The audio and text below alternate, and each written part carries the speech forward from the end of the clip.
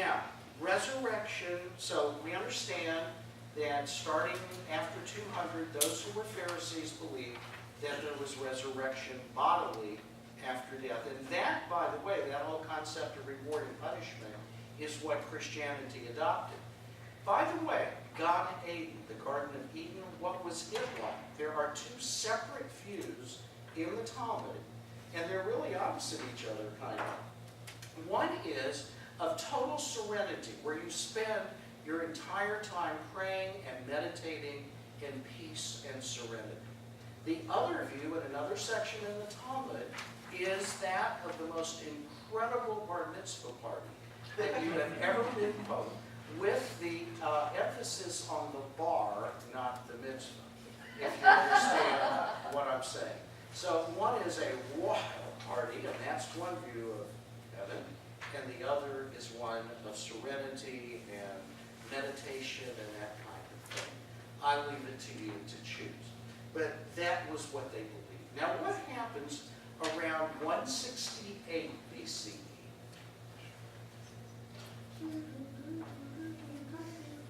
168 BCE. Let's see who's been paying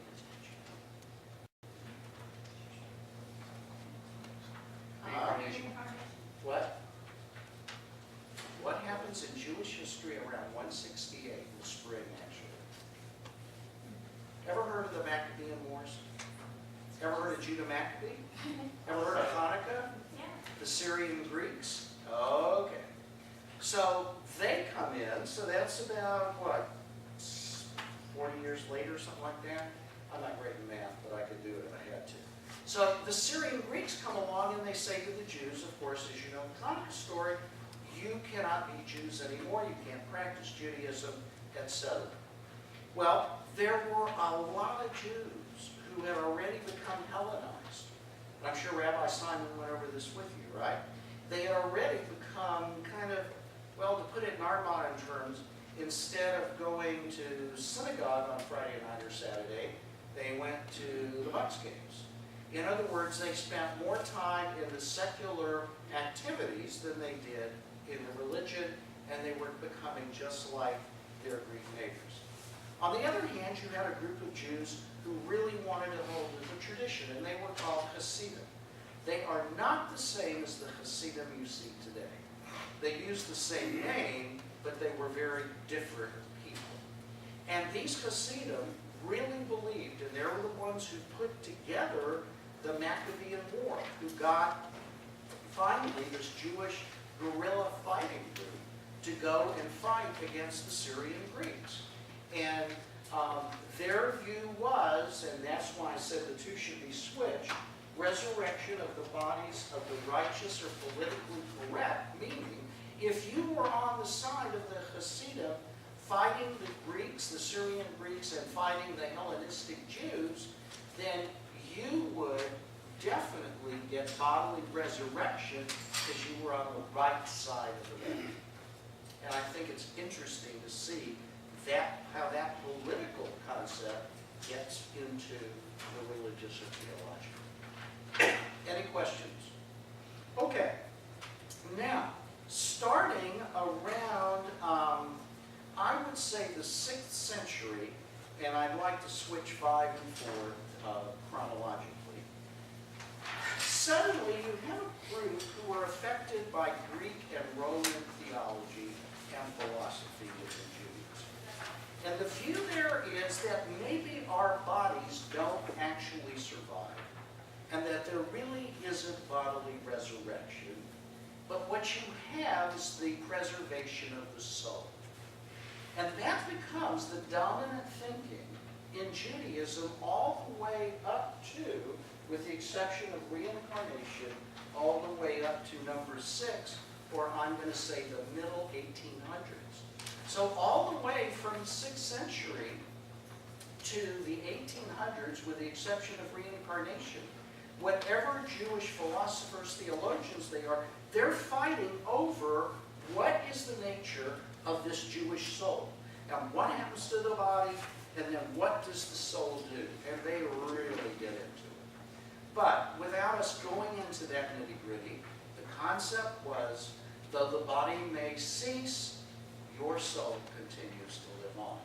And each different theologian had a kind of a different view of what that soul was and how it affected it. Now, during the 1200 CE, you did have a small group of Jews, mystics, and you find this in the Zohar and Kabbalah, who truly did believe that there was reincarnation. That if you had kept all the commandments, that at that point, when you died, you would go to a higher level on your way from level to level to level, as close as you could get to what is called Ein Sof, which is God, which means no end. In other words, you can't become God, but you could be different levels of spiritual human, and you continue to be reborn. So while reincarnation is in fact an accepted view, it certainly isn't a predominant view or even a dominant view. It's a real fringe view, but definitely it was one of the Jewish views. And start raising your hand if it gets too cold. Okay, so everybody understands that. Now, around I'd say 1830, number 6, with the Reform movement comes along and says, we just don't buy this soul or body business. And they bring in what I have called psychological immortality. And that's an immortality, I guess you could call it psychological or biological immortality. And what that is number 6, what I have as number 6 here, that you live on through the way you influence people. If you have children, there's no question that your children pick things up from you. There's the good and the bad, and those of you who here has had children, okay, who here has not yet had children who plan to? Okay, well, here's what happens for those who haven't. While your children are growing up and they won't do what you want them to do, you say to yourself, as a parent, why can't they be more like me? When they grow up and become adults, and they're now your adult children, and you see all of your shortcomings in them, you say, why do they have to be so much like me? So, and that's a reality. Watch it. It really does happen that way. So my point here is that you, if you're a parent, but you don't have to only be a parent. You can be a grandparent. You can be an aunt. You can be an uncle. You can just be a friend. I, as I think may have told you, have absolutely no ability in math. Zero. I mean, it's just bad. I once stood in front of the whole congregation and tried to do fundraising and used numbers and used a calculation in my head and put it out there. It was so wrong. And first there's dead silence. I thought it was fine. Then I turned around to open the ark, and the congregation burst into laughter. And I couldn't figure out what the problem was. So then I looked to the pulpit guest, and they explained that I had really messed up mathematically. It worked to my advantage. There was sort of a sympathy contribution. And we did better than we've ever done. So I see it as entertainment. But that really did happen to me. My parents wisely, starting in junior high, realized that a family friend of ours was very good at math and took me over there for tutoring. That made all the difference. And that man who tutored me many times through junior high and high school has had an enormous impact on me and on the way I teach. So he wasn't my parent. There are other people who were not my parents who've had a huge impact. And when I now teach others, or kids with mathematical or other disabilities, I pass on what they passed on to me. So there is no question that we leave a footprint, and that footprint certainly affects others. If you have children, there is no question that biologically you pass on, genetically. to the other. So there is immortality that way as well. And the third way, psychologically, is remembering. Now, there's a short, sort of a problem with the remembering, because you only remember so back, you only remember what you knew. Like, I can see pictures of my grandparents, but I never knew them. So therefore, I can't remember a lot about them. So there's a time limitation to that. Nevertheless, if you know them, whoever you did know, that's a form of immortality as well. Okay?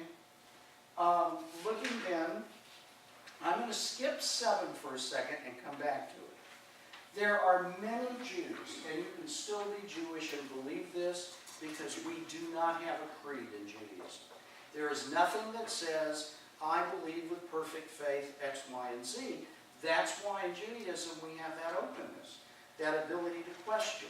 And if you want to say, I don't believe in God. And I wrote an article about this in the Bulletin about 6 months ago. You could be Jewish and not believe in God. Can you officially be Jewish and not believe in God? Not so much. Can you, in reality? Sure. And if I had to take a vote in my congregation, I would hate to see how it came out. So number 8 is there are a lot of Jews who believe when you die, and that's it. And it's not terribly acceptable, but no one throws anyone out of Judaism if that's what they believe. Number 9, no description that faith makes something necessary. And these are modern views. In other words, if you have faith that there is a God, that life is immortal and eternal, and that we do live on, then by that faith there is immortality, even if we may not know how to describe it. Number 10, no description, but genetic transference. And we talked about that. And science has told us that each one of us leaves a little bit of carbon, just a speck of carbon, because carbon has a very long half-life. So in a sense, there is a physical part of us that technically does live on through a tiny carbon print that we leave behind. And we know that because of all the carbon dating. If they're looking at fossils or anything else, they're able to carbon date and to know they were there. Now, one of the questions when we end up flipping will be, is that's what you're looking for in terms of immortality or life after death? In other words, do you say to yourself, God, I hope there's life after death.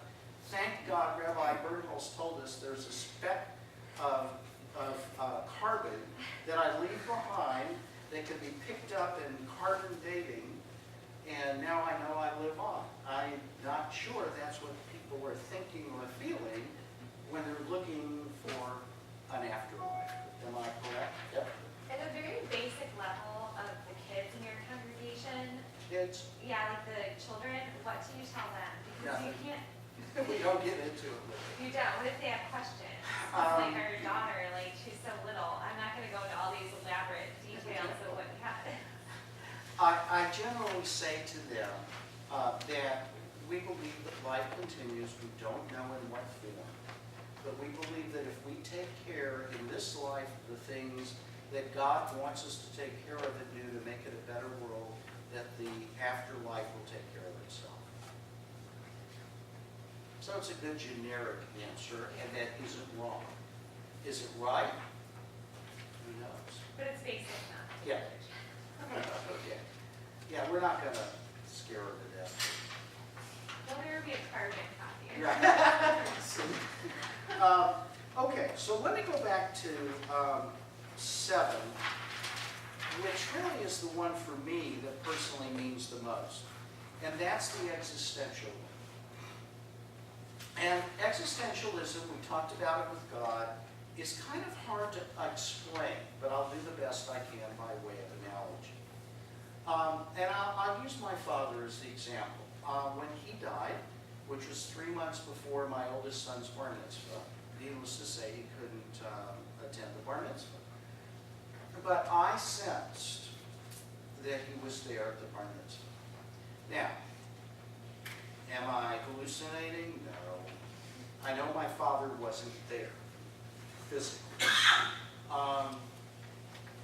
how do I then sense that?